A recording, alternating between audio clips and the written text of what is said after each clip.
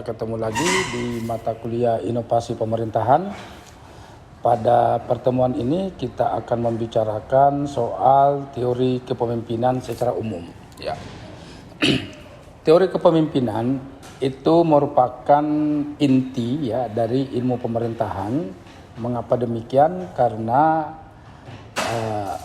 kepemimpinan itu merupakan salah satu unsur dari sebuah negara bangsa ya. Dari 4 item ya, ketika orang berbicara soal negara, maka pemimpin itu adalah menempati urutan yang pertama. Nah, itu yang pertama. Nah, yang kedua adalah pemimpin itu harus ditafsir bukan pada posisi tetapi pada tindakan. Maksudnya adalah ada banyak orang, seorang pemimpin yang memiliki posisi tetapi dia tidak memiliki kapasitas atau kemampuan untuk bertindak. Sehingga posisi yang seharusnya strategis dan posisi yang seharusnya bisa memberikan manfaat kepada banyak orang kemudian tidak memiliki makna. Karena sang pemimpin tersebut tidak mampu dan tidak memiliki kapasitas untuk melakukan tindakan. Padahal dalam beberapa referensi mengatakan bahwa ya pemimpin itu adalah tindakan ya. Bagaimana seorang pemimpin itu mampu melakukan tindakan dan tindakannya itu kemudian dirasakan oleh masyarakat ya. Tindakannya itu kemudian memberikan implikasi positif ya dalam tata kelola pemerintahan. Nah, itu yang kedua. Dan yang ketiga adalah pemimpin itu harus bermanfaat dan harus kreatif. Nah, ini penting untuk kita garis bawahi, mengingat ada banyak pemimpin ya hadir dalam jabatan publik, tetapi kemudian kehadirannya itu tidak terasakan oleh masyarakat. Ya, padahal seorang pemimpin itu harus dan sejatinya adalah kehadirannya itu bermanfaat ya. Maka dalam beberapa kesempatan misalnya kalau kita membaca sejumlah referensi, orang mengatakan bahwa seorang pemimpin yang baik itu adalah yang memberikan manfaat sebanyak-banyaknya kepada warga masyarakat atau kepada warganya. Ya. Jadi dari sisi kemanfaatannya ya.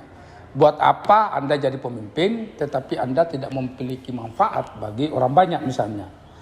Nah, selain itu ya menurut Jalaluddin Rahmat ya, yang penting pula dimiliki oleh seorang pemimpin adalah kreativitas. Nah, ini penting ya. Jadi di era-era modern, di era zaman sekarang ya, seorang pemimpin itu meskipun Anda misalnya terpilih secara demokratis, mendapatkan suara yang banyak dari masyarakat lewat pemilu atau pemilu kada, tetapi Anda tidak kreatif dalam melaksanakan tugas dan fungsi Anda sebagai pemimpin, maka kemudian dipertanyakan legitimasinya kepada warga. Ya. Warga ingin bahwa seorang pemimpin itu lebih kreatif ya dalam konteks menjalankan tata kelola pemerintahan, kreatif dalam melakukan tindakan, kreatif dalam membuat kebijakan-kebijakan yang pro rakyat, dan kemudian kreatif dalam mengeksekusi ya sebanyak mungkin kebijakan-kebijakan yang memang sangat-sangat dibutuhkan oleh warga.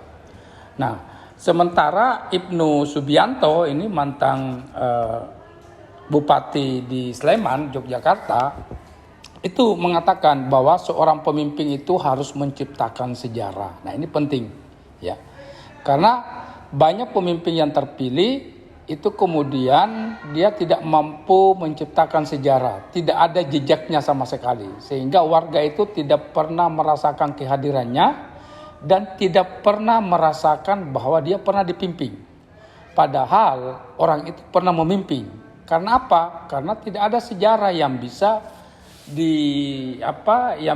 dijadikan legitimasi oleh warga untuk mengingat. Nah, sebagai ilustrasi misalnya, ketika kita melihat fotonya Bung Hatta, misalnya orang senantiasa melihat bahwa Bung Hatta itu orang sederhana, orang jujur, orang memiliki kapasitas, orang yang berintegritas. Hanya melihat sosoknya. Itu. Ya, pengamat lain mengatakan ya Bung Hatta itu selain dia politisi, dia aktivis plus dia juga adalah pemimpin yang mampu untuk menuangkan sejumlah gagasan dalam bentuk tulisan. Nah, itulah yang kemudian membedakan antara pemimpin masa lalu dengan pemimpin masa kini.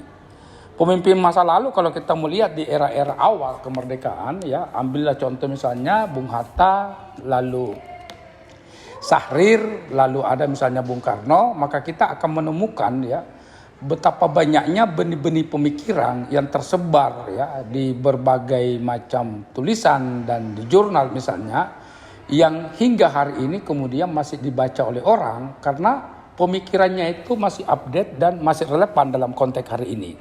Nah, itulah yang dikatakan oleh Ibnu Subianto bahwa pemimpin itu harus menciptakan sejarah.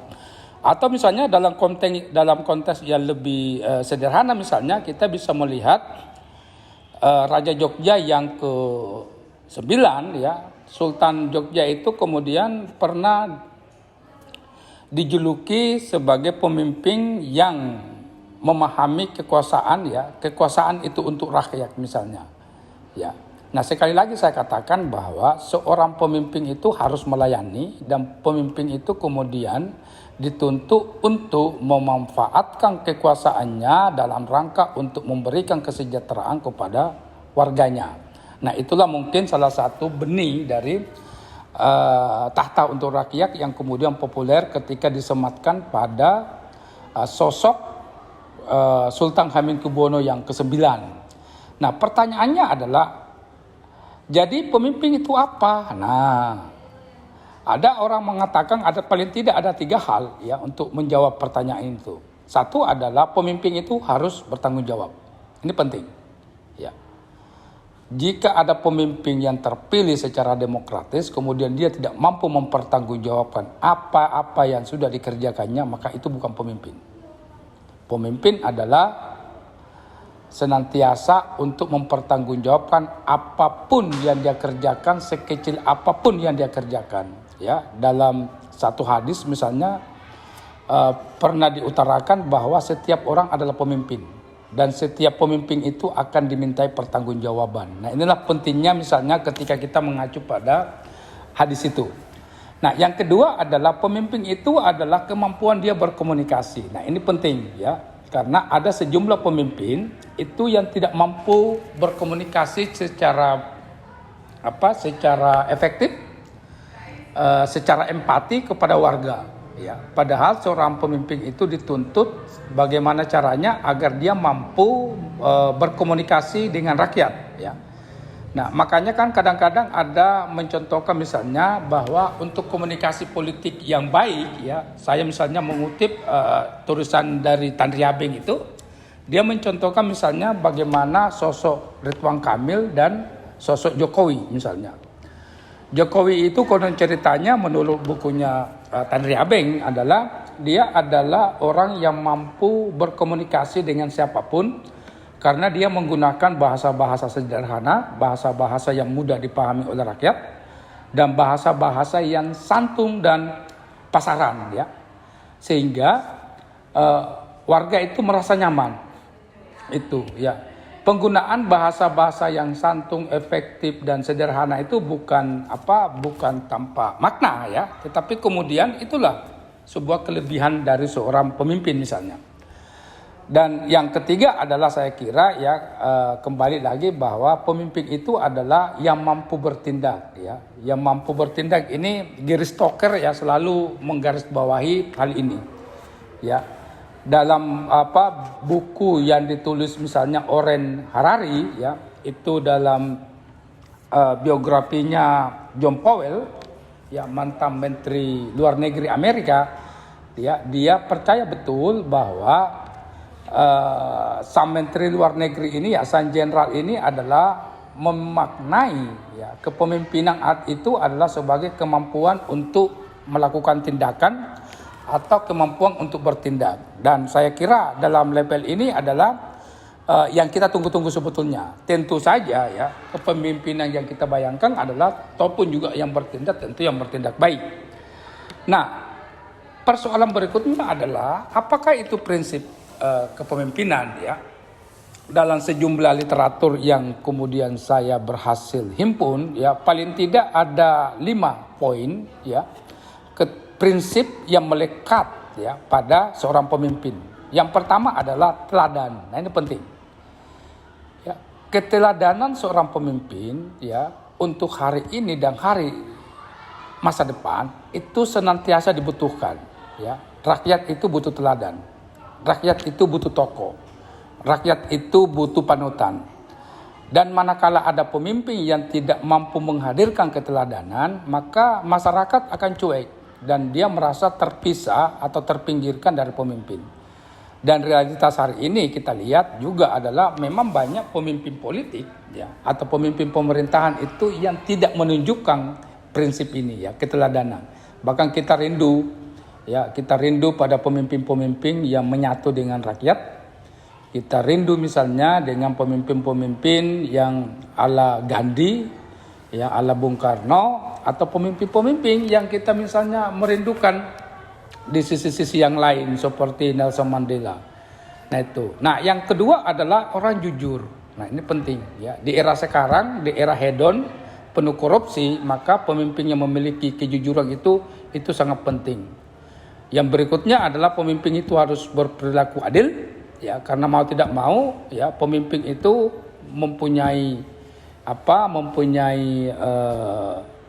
harus memegang pada prinsip ini bahwa dia harus adil, ya dan menegakkan sebuah kebenaran. Dan yang keempat adalah pemimpin itu harus melakukan kerjasama atau berkolaborasi oleh siapapun lintas etnis dan lain-lain. Jadi prinsip yang kelima dari seorang pemimpin adalah harus tahu kapan dia mundur. Nah, ini adalah proses penting ya.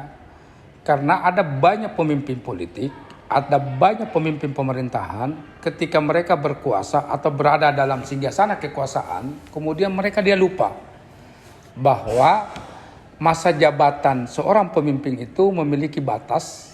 Masa jabatan itu kemudian ada batasnya, baik diatur secara konstitusional maupun misalnya tidak.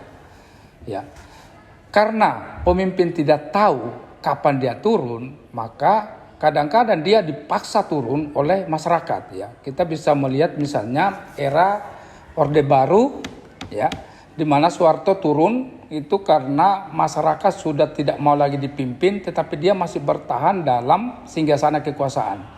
Akhirnya di titik yang ekstrim 1998 kemudian dia diturunkan secara paksa melalui proses reformasi bahasanya. Ya, bahasa politiknya adalah reformasi. Dan saya kira di beberapa tempat ya dalam era-era kontemporer ya saya kira ada banyak pemimpin-pemimpin khususnya misalnya di tanah Arab ya. Itu kemudian dipaksa turun ya, kalau kita melihat sejarahnya Saddam Hussein itu kemudian dipaksa turun.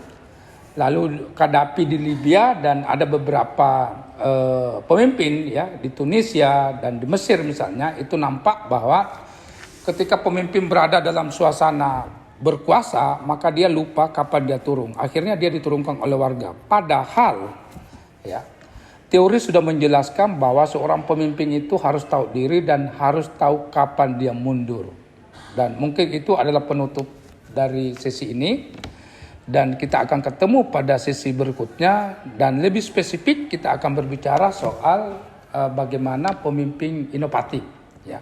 Kalau di sesi pertama ini saya akan berbicara pada sesi bagaimana pemimpin itu secara umum, maka pada sesi yang kedua atau part 2 itu lebih spesifik akan berbicara soal bagaimana seorang pemimpin itu pemimpin yang inovatif yang dilahirkan dari era-era reformasi dan seterusnya. Mungkin itu dari saya, sampai ketemu di pertemuan berikutnya. Assalamualaikum warahmatullahi wabarakatuh. Sekian.